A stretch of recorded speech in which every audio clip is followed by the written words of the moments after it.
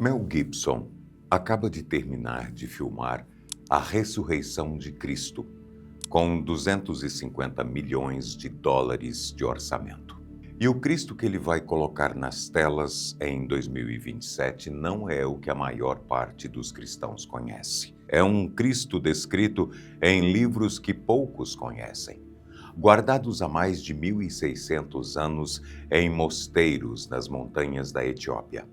Uma Bíblia inteira, com 81 livros, copiada à mão por monges, geração após geração. Dentro dela há descrições de Jesus que o cinema nunca mostrou. Eu sou o Boco e esse é o canal Top 10. Já se inscreve aqui embaixo para ajudar a gente a chegar aos 10 milhões.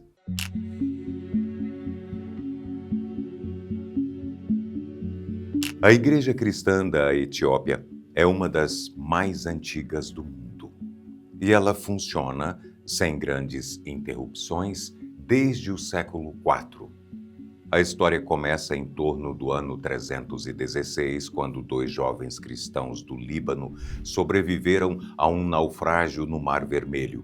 Foram levados como cativos para o palácio do reino de Aksum, no que é hoje o norte da Etiópia. Um deles, Frumêncio, ganhou a confiança da rainha. Décadas depois, quando o jovem rei Ezana assumiu o trono, foi Frumêncio que o batizou, por volta do ano de 345. Ezana se tornou o primeiro monarca africano a oficializar o cristianismo como religião do Estado. A igreja que nasceu ali ganhou o nome de Igreja Ortodoxa Teoharredo. Atravessou impérios, conquistas e rachas internos no cristianismo, sobreviveu à expansão islâmica do século VII, sobreviveu ao colonialismo europeu, à invasão fascista do século XX e ao regime comunista nos anos 80. Em cada uma dessas curvas da história, manteve um trabalho silencioso: copiar manuscritos. Os monges das terras altas etíopes copiaram à mão, em pergaminho, geração após geração, em uma língua chamada Ge'ez, uma língua antiga que hoje é usada praticamente só nas cerimônias da igreja. Foi esse trabalho, longe do alcance dos concílios europeus, que preservou um conjunto de livros que o resto do cristianismo deixou de copiar. Para entender o que está nessa Bíblia, é preciso entender de onde ela vem. Ela vem de uma linha de transmissão paralela, que ficou fora das decisões do Ocidente.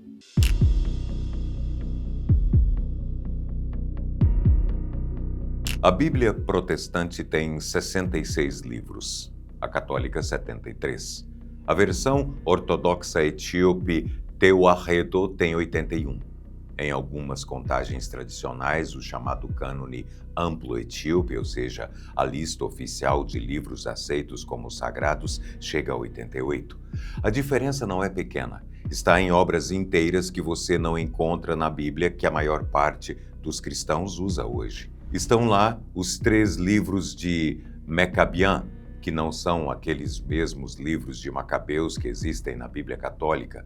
Tem textos com nomes bem diferentes, como o 4º livro de Baruque e uma versão expandida de Daniel. E principalmente 3 outros que são o centro deste vídeo: o livro de Enoque, o livro dos Jubileus e a Ascensão de Isaías. Esses textos não são lidos como apêndice ou curiosidade. São tratados como livro sagrado mesmo, lidos nos cultos e copiados ao lado dos evangelhos. Em março de 2022, a Igreja Ortodoxa Etíope concluiu a publicação oficial dos 81 livros em Ge'ez. Foi a primeira vez na era moderna que o cânone completo apareceu reunido em uma edição autorizada pela própria Igreja. Boa parte desses textos não tem, ainda hoje, tradução autorizada em uma única edição em português ou mesmo em inglês. O que existe são traduções acadêmicas,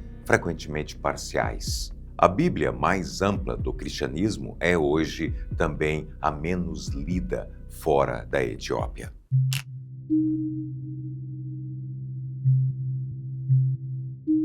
Em torno do ano de 363, na cidade de Laodiceia, na região de Frígia, atual Turquia, cerca de 30 bispos se reuniram em um sínodo regional. O encontro foi conhecido como Concílio de Laodiceia. Não foi um encontro global da igreja, daqueles que reúnem bispos do mundo todo, como Nicéia ou Calcedônia. Era um concílio local, tratando de assuntos disciplinares, comportamento dos clérigos, liturgia, festas cristãs, a relação dos cristãos com os judeus e pagãos. O concílio publicou 60 regras, e 2 delas acabaram moldando com o tempo as decisões de Roma e a forma como o Ocidente inteiro passou a tratar a leitura pública das Escrituras. A regra número 59 determinou que apenas livros considerados canônicos poderiam ser lidos em culto. A seguinte, a 60, listou quais seriam esses livros. Aqui entra um detalhe que estudiosos do cristianismo antigo conhecem bem. A autenticidade dessa regra número 60 é disputada. Vários manuscritos gregos antigos do concílio não trazem essa lista. Há suspeita acadêmica de que ele foi acrescentado depois para definir o que a regra 59 deixou em aberto. A lista do jeito que sobreviveu exclui Enoque, exclui Jubileus, exclui a ascensão de Isaías. Em algumas tradições do cânone, exclui até mesmo o Apocalipse. A consequência prática é que, ao longo dos séculos, o cristianismo ocidental, católico e depois protestante, caminhou para um cânone mais enxuto, diferente do que continuou sendo copiado na Etiópia. Não foi um único decreto, e sim um processo longo, com um começo discreto em uma reunião regional na Frígia.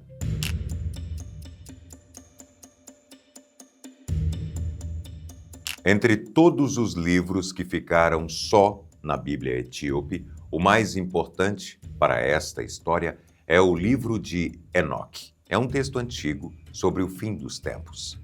Boa parte dele já circulava antes do nascimento de Cristo. O conteúdo descreve a queda de um grupo de anjos que desceram à terra antes do dilúvio, o julgamento desses anjos rebeldes e, o ponto que mais importa para este vídeo, uma figura messiânica sentada em um trono de glória ao lado do Senhor dos Espíritos. Esse livro foi citado pelos primeiros grandes líderes da Igreja Cristã. Por séculos, circulou junto aos textos que viriam a formar o Novo Testamento. Em algum momento foi sendo deixado de lado pelas igrejas ocidentais, mas seguiu vivo em outro lugar, guardado em pergaminho, em Ge'ez, nas montanhas etíopes. A história completa do livro de Enoque, o que ele realmente diz e por que ele sumiu da Bíblia Ocidental, está em um vídeo que já saiu aqui no canal. Quando este vídeo terminar, vale dar uma olhada. Por enquanto, o que importa é o que aconteceu quando esse livro voltou a aparecer.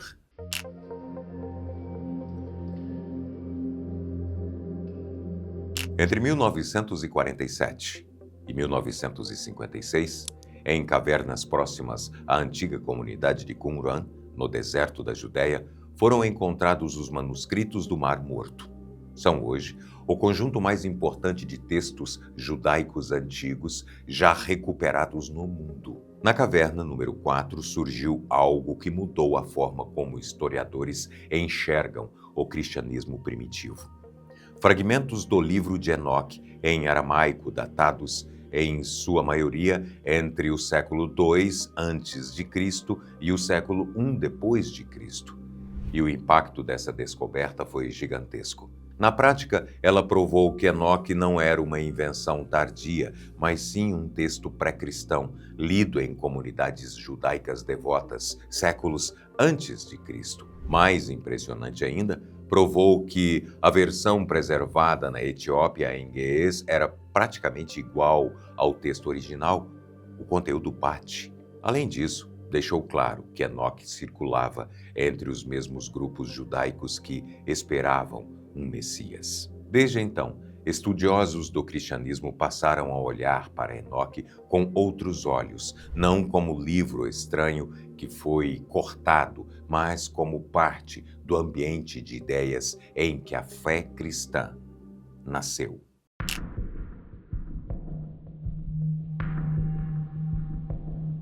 Existe um detalhe que continua causando estranheza para quem abre uma Bíblia comum e descobre o que está acontecendo ali.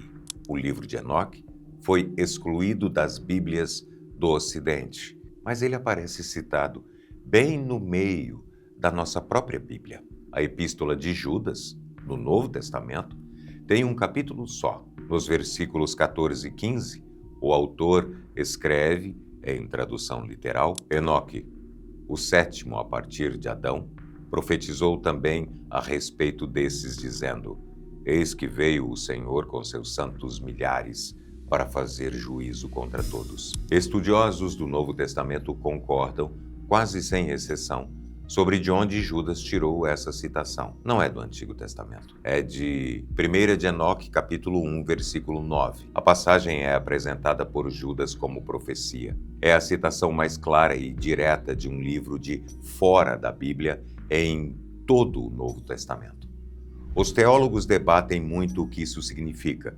Alguns dizem que Judas estava apenas citando uma referência famosa da época, sem dar status de livro sagrado. Já outros leem a citação como evidência de que os primeiros cristãos realmente tratavam Enoque como autoridade espiritual. Mas há um ponto que ninguém disputa. A Bíblia que chegou até a maior parte dos cristãos hoje contém em seu interior uma citação direta de um livro que essa mesma Bíblia deixou de fora. Esse é um dos pontos que mais alimenta o debate sobre por que Enoque ficou fora do cânone ocidental. Aliás, se essa descoberta te deixou curioso, existe uma edição em português que reúne os 88 livros completos da Bíblia Etíope num único volume: Enoque, Jubileus, Ascensão de Isaías e todos os outros.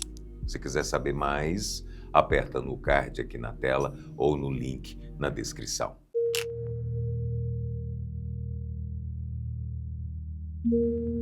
O ponto mais direto do diálogo entre Enoque e o Novo Testamento está na descrição visual de uma única figura. Nas parábolas de Enoque, capítulos 37 e 71 do livro Etíope, aparece o Filho do Homem, também chamado de eleito e justo. O texto descreve seu cabelo branco como lã pura. Seu rosto irradia uma luz que não pode ser comparada com nada da experiência humana. Ele se senta em um trono de glória cercado por anjos. Os reis e poderosos da terra serão julgados diante dele. Agora, o Apocalipse, capítulo 1, versículos 14 a 16. A visão de Cristo glorificado descrita pelo apóstolo João: cabelo branco como lã, olhos como chama de fogo, voz como o som de muitas águas, rosto brilhando como o sol do meio-dia. A semelhança não é vaga, é de frase por frase. As mesmas imagens, os mesmos elementos, a mesma figura de juiz cósmico.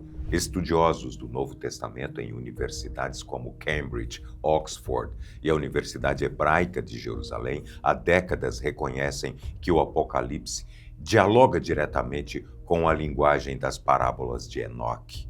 Pesquisadores como Bocatini, da Universidade de Michigan, dedicaram décadas a estudar essa influência.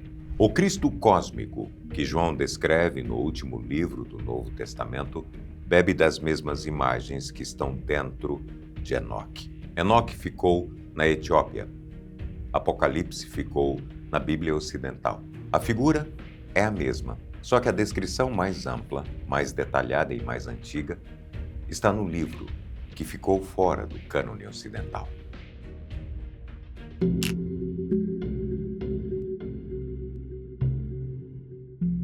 Há outro texto preservado pela Igreja Etíope que precisa entrar nessa história: a Ascensão de Isaías. Estudiosos datam a obra entre o ano 70 e o ano 175 da era cristã.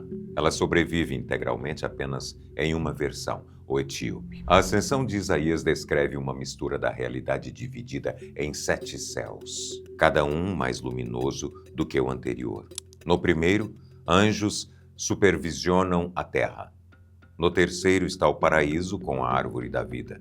No sétimo está o Pai, em uma luz que nenhuma criatura pode olhar diretamente. A parte central do texto é o que os estudiosos chamam de descida do amado, que é como eles se referem a Cristo.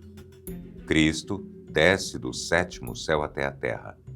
Em cada nível, ele esconde a própria glória, fazendo-se passar por um ser daquele reino, não por fraqueza, mas porque, se chegasse em plenitude, os reinos não suportariam a presença. Quando o amado chega ao mundo humano, ele aparece como um bebê em Belém. A maioria dos seres das hierarquias celestes, segundo o texto, não reconhece o que está acontecendo. Esse é o coração do que estudiosos do cristianismo antigo chamam de Cristo cósmico. Não apenas o Cristo terreno, sofrido em uma cruz, mas um Cristo que se move entre dimensões da criação. Para a igreja etíope, esse texto não é especulação, é leitura comum.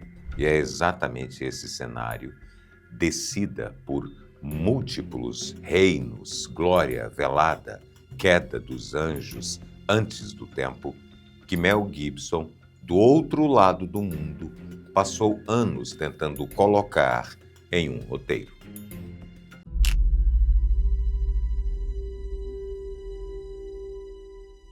Por que tudo isso ficou fora da Bíblia Ocidental? A explicação honesta é que não há uma única causa, mas o fator decisivo foi geográfico. No século VII, a expansão islâmica reorganizou o mapa do Mediterrâneo e do Oriente. As rotas que ligavam Aksum ao mundo greco-romano foram bloqueadas. A igreja etíope ficou fisicamente isolada. As decisões dos concílios europeus católicos e ortodoxos deixaram de chegar até lá. E os monges etíopes seguiram copiando o que sempre tinham copiado.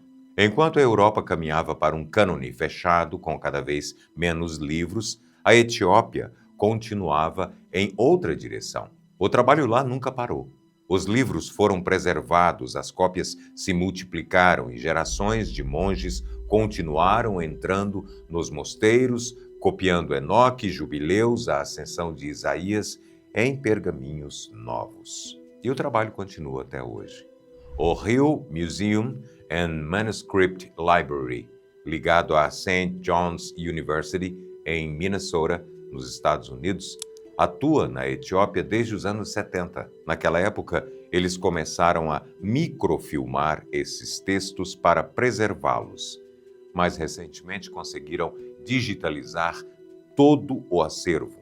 São mais de 9.000 manuscritos salvos, mas o volume é tão gigantesco que a catalogação ainda não terminou e muitos deles continuam esperando tradução. O que mais existe nessas montanhas é que, em parte, uma pergunta está em aberto.